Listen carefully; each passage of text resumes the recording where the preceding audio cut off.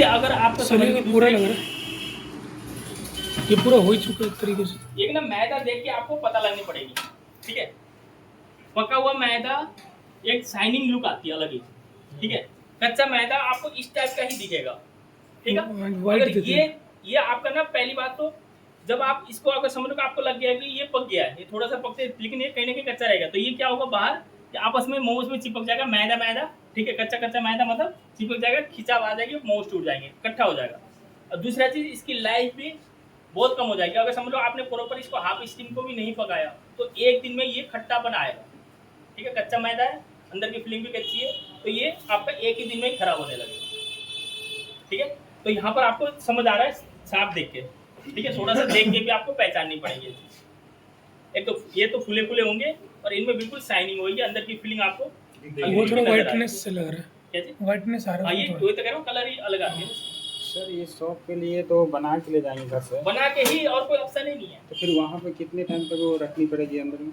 क्या चीज दुकान में? हाँ। दुकान में भी दोबारा आपको लगभग सेम टाइम लगेगा, 10 से 12 मिनट। यहाँ पे दो चीज समझो, अगर आपको इसको हम डायरेक्ट कर रहे हैं तो लगभग 15 मिनट में हो रहा है, क्योंकि वो गर्म हीट है ना। जी। लेकिन ये ठंडा हो चुका है तो दोबारा हमें इसको प्रिपेयर होने में टाइम लगता है, ठीक है। फिर दोबारा जब आप दुकान में करोगे उसमें भी आपको लगभग 10 से 12 मिनट टाइम स्टीम करना ही पड़ेगा।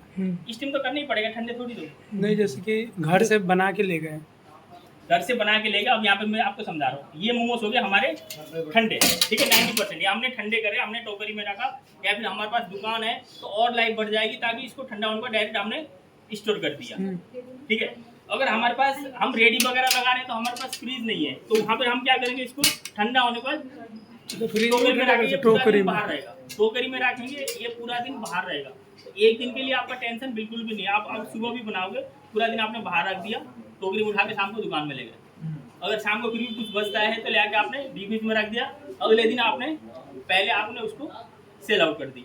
दूसरा तरीका, आपने अगर आपका दुकान है तो इसको ठंडा होने के बाद सीधा आपने डीप फ्रिज में रख दिए, तो उससे क्या होगा, इसकी लाइफ बहुत लंबी हो जाएगी। कितने दिन? डीप फ्रिज में इसको आपको प्रॉपर इसको माइनस में रखना है, यानी कि इसको पूरा बर्फ जमा के रखनी है। बर्फ जमा के रखोगे ना तो ये 6 महीना भी ये कुछ नहीं होगा, लेकिन बर्फ में ऐसे पत्थर बनता है ना, ऐसे रहना चाहिए, एक ही टेम्परेचर में रहना चाहिए। हाँ।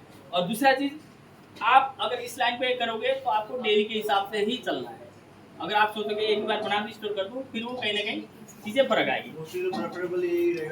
तो माइनस में सर इसमें बर्फ ये जम सबसे जाएगी, बेस्ट है। माइनस में इसमें बर्फ जम जाएगी सर, हाँ, फिर वो फिर उसे बाहर बर्फ जमेगा।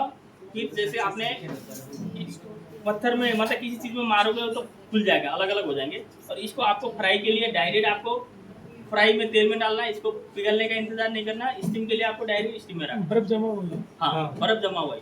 और आपको माइंड में इतना पता होना चाहिए कि मेरे मोमोज में बर्फ जम रहा है, तो फ्राई होने में आपको थोड़ा सा टाइम खींचना है, यानी कि थोड़ा सा मीडियम गैस में टाइम ज़्यादा लेना है, ताकि आपको श्योर होना चाहिए कि अंदर से बर्फ टोटली पिघल चुका है, ना कि ऐसा हो कि बाहर से तो फ्राई हो गया, स्टीम अंदर से करने के लिए तो बर्फ निकल हटाना पड़ेगा ना सर, क्या चीज? स्टीम करने के लिए तो बर्फ पहले हटाना पड़ेगा। नहीं करेगा, आपको डायरेक्ट ही रखना है। बर्फ के अगर साथ डाल आप दें। सुनो मेरी बात सुनो,